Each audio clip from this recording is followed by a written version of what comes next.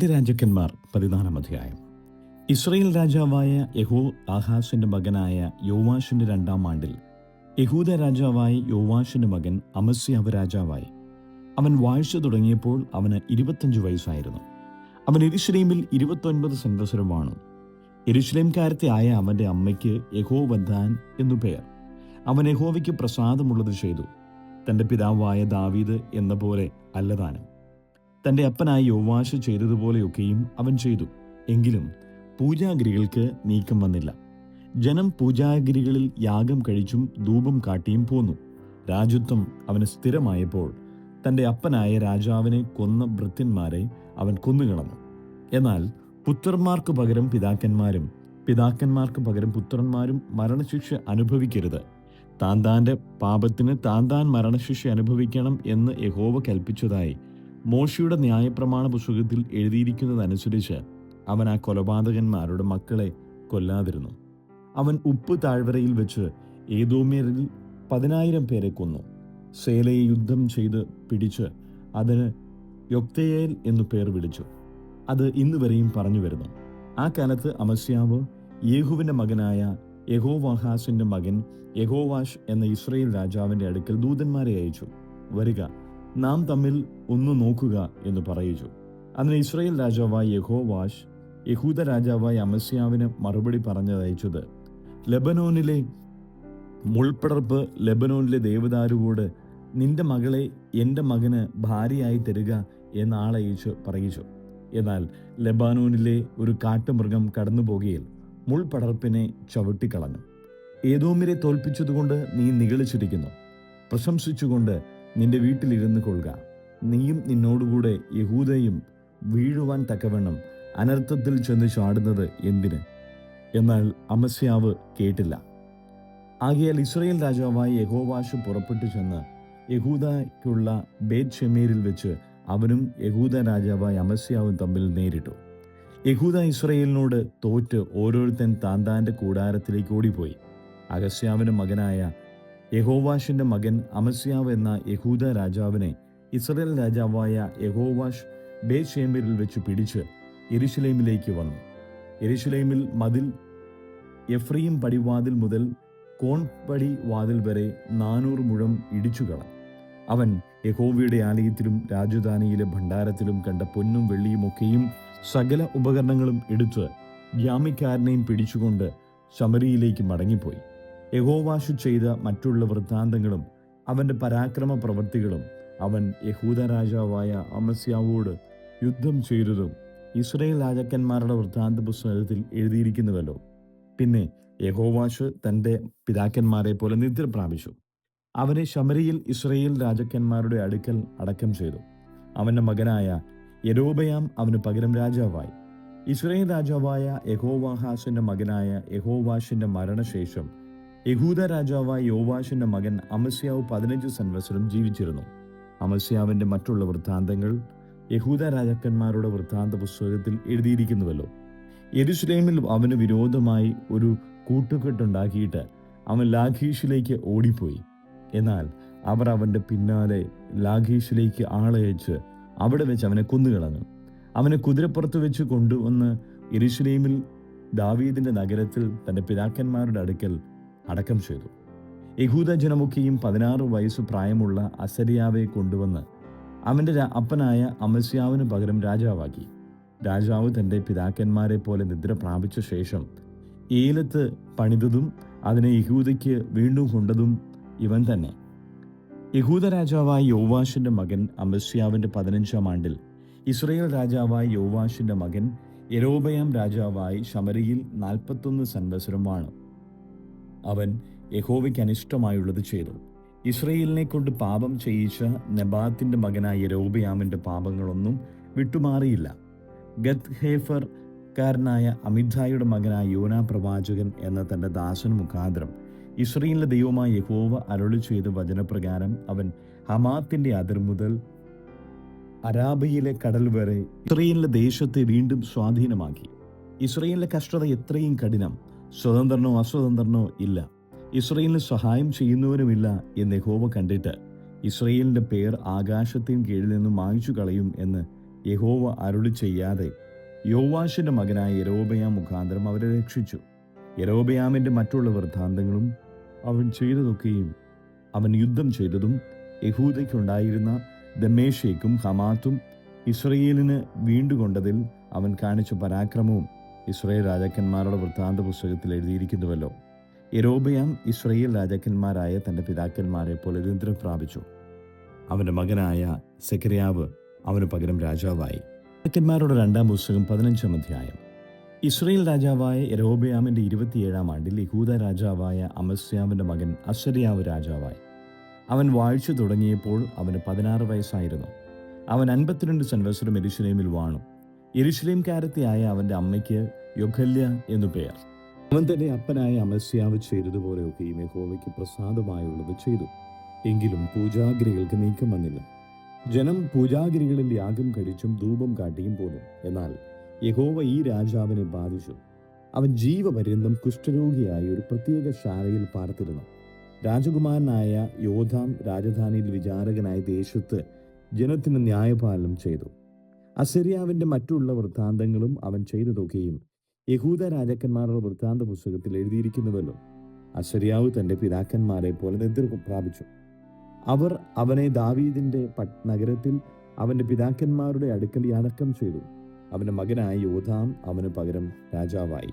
യഹൂദ രാജാവായ അസര്യാവിന് 38-ാം ആണ്ടിൽ യൊരോബെയാമിന്റെ മകനായ സെഖര്യാവ് ഇസ്രയേലിലെ രാജാവായി ശമര്യയിൽ 6 മാസം വാണു. അവൻ തന്റെ പിതാക്കന്മാരെ പോലെ യഹോവയ്ക്ക് അനിഷ്ടമായുള്ളത് ചെയ്തു.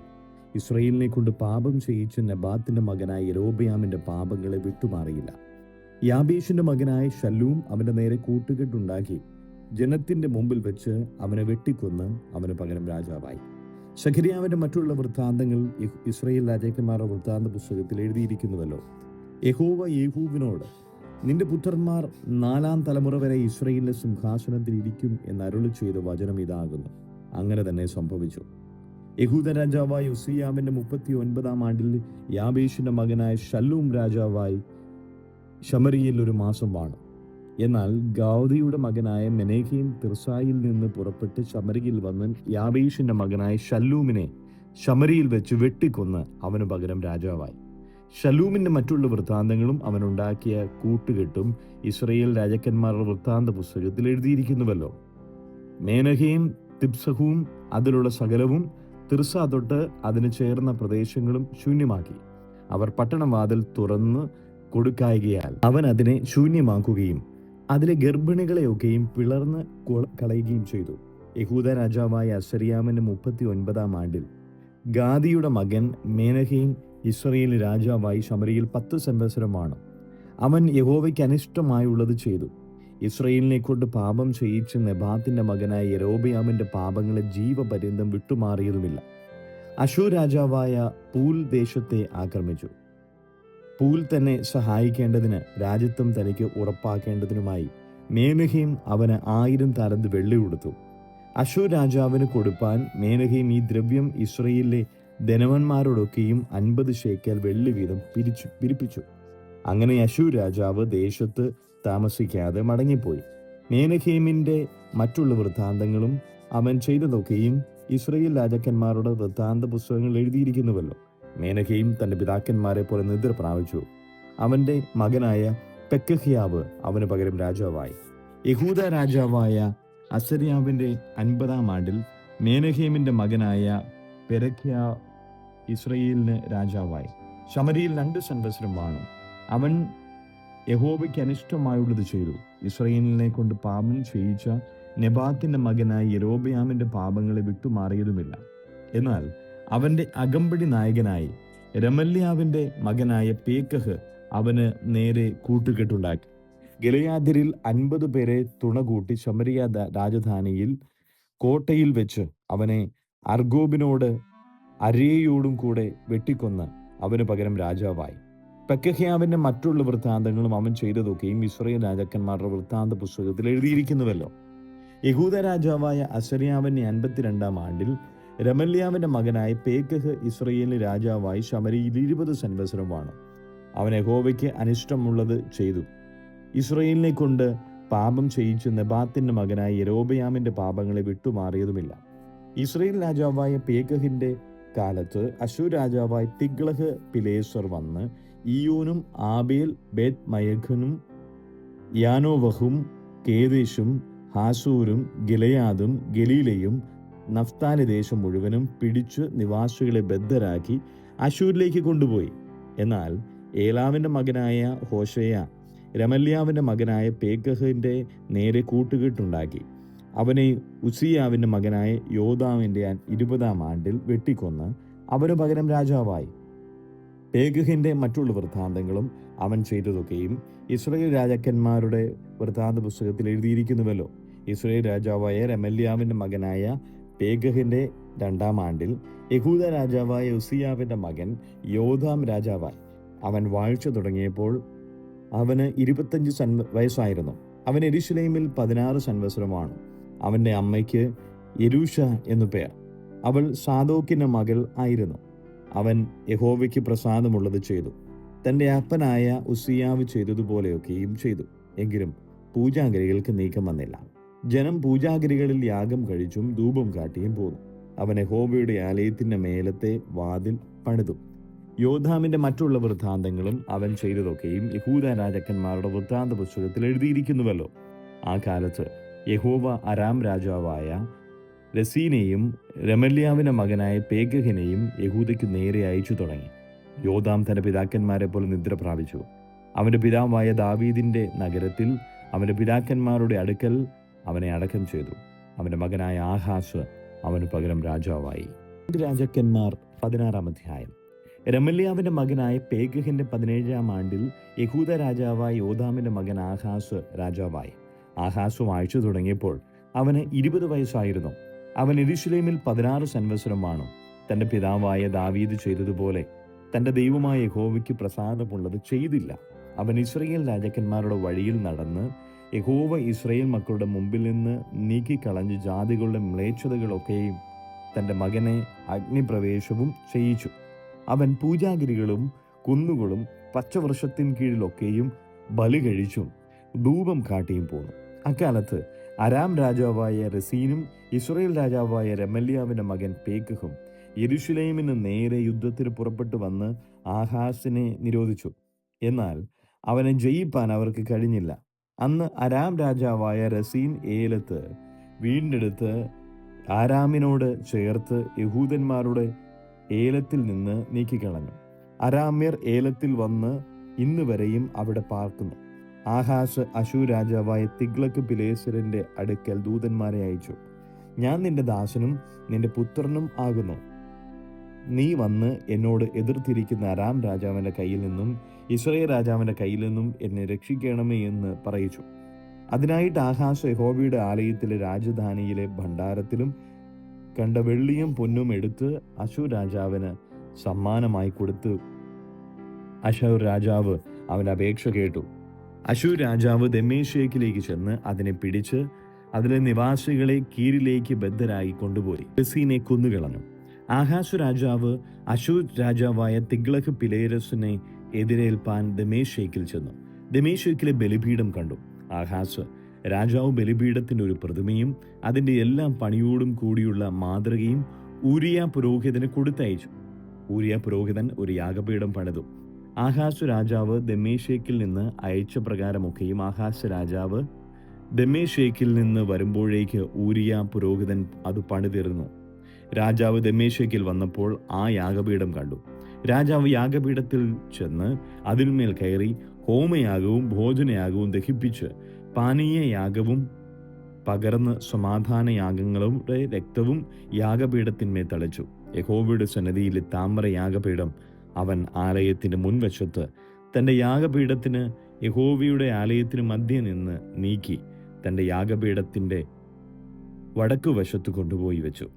ആഹാസ് രാജാവ് ഊരിയ പുരോഹിതനോട് കൽപ്പിച്ചത്, മഹായാഗപീഠത്തിന്മേൽ നീ രാവിലെ ഹോമയാഗവും വൈകുന്നേരത്തെ ഭോജനയാഗവും രാജാവിൻ്റെ ഹോമയാഗവും ഭോജനയാഗവും ദേശത്തെ സകല ജനത്തിൻ്റെയും ഹോമയാഗവും ഭോജനയാഗവും ദഹിപ്പിക്കുകയും അവരുടെ പാനീയയാഗങ്ങൾ കഴിക്കുകയും ഹോമയാഗങ്ങളുടെയും ഹനനയാഗങ്ങളുടെയും രക്തമൊക്കെയും തളിക്കുകയും ചെയ്യണം.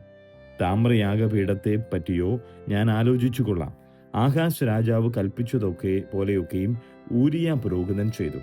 ആഹാസ് രാജാവ് പീഠങ്ങളുടെ ചട്ടപ്പലക കണ്ടിട്ട് തൊട്ടിയെ അവയുടെ മേൽ നിന്ന് നീക്കി, താമ്രക്കടലിനെയും അതിൻ്റെ കീഴെ നിന്ന് താമ്ര കാളപ്പുറത്തു നിന്ന് ഇറക്കി ഒരു കൽത്തടത്തിന്മേൽ വെച്ചു. ആലയത്തിങ്കൽ ഉണ്ടായിരുന്ന ശബത്ത് താഴ്വാരവും രാജാവിന് പ്രവേശിപ്പാനുള്ള പുറത്തെ നടയും അശൂർ രാജാവിനെ വിചാരിച്ച് യഹോവയുടെ ആലയത്തിൽ നിന്ന് മാറ്റിക്കളഞ്ഞു. ആഹാസ് ചെയ്ത മറ്റുള്ള വൃത്താന്തങ്ങൾ യഹൂദ രാജാക്കന്മാരുടെ വൃത്താന്ത പുസ്തകത്തിൽ എഴുതിയിരിക്കുന്നുവല്ലോ. ആഹാസ് തൻ്റെ പിതാക്കന്മാരെ പോലെ നിദ്ര പ്രാപിച്ചു. ദാവീദിന്റെ നഗരത്തിൽ അവൻ്റെ പിതാക്കന്മാരുടെ അടുക്കൽ അവനെ അടക്കം ചെയ്തു. അവൻ്റെ മകൻ ഹിസ്കിയാവ് അവന് പകരം രാജാവായി.